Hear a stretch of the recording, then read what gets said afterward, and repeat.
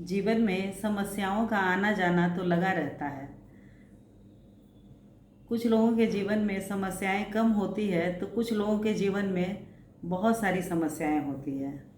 लेकिन हमें इनसे डरना नहीं चाहिए और न ही निराशा को गले लगाना चाहिए। इसके लिए एक लोक कथा प्रचलित है।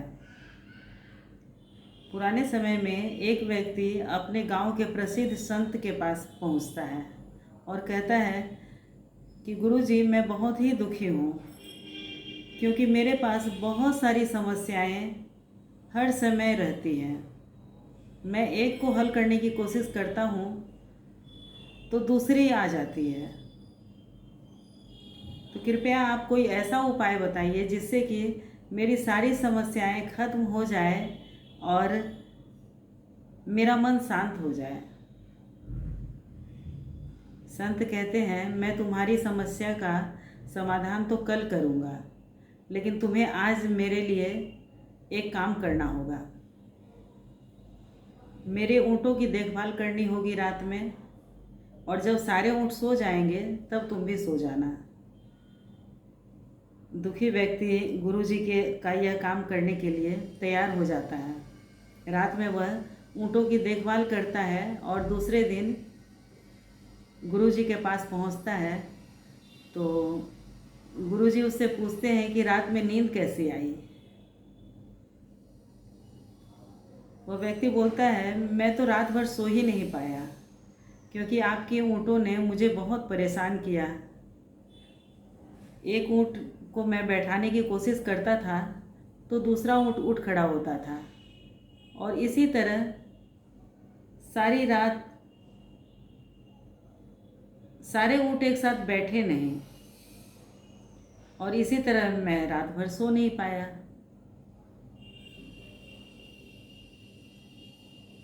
तो संत कहते हैं कि जीवन की समस्याएं भी इन ऊँटों की तरह ही है, जो आती जाती रहती हैं, लेकिन उसी में हमें आनंद को ढूंढना चाहिए और जीवन का आनंद लेना चाहिए।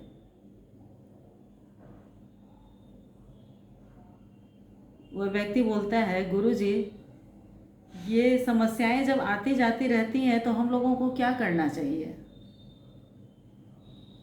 संत कहते हैं, तुमने रात में क्या देखा? वह व्यक्ति बोलता है कि मैंने देखा कि कुछ ऊँट तो अपने आप बैठ गए और सो गए, कुछ को मैंने बैठा दिया, लेकिन कुछ ऊँट मेरे प्रयास करने के बाद भी नहीं बैठे। लेकिन कुछ समय बीतने के बाद उनमें से भी कुछ बैठ गए अपने आप और सो गए। तो संत कहते हैं, इससे तुम कुछ समझे कि नहीं कि जीवन की समस्याएं भी इसी तरह होती है कि कुछ अपने आप हल हो जाती है, कुछ को हम हल कर लेते हैं,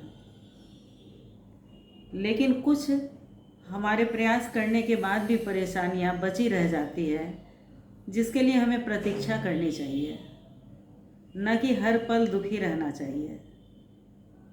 और इन परेशानियों के बीच ही जीवन का आनंद भी लेना चाहिए।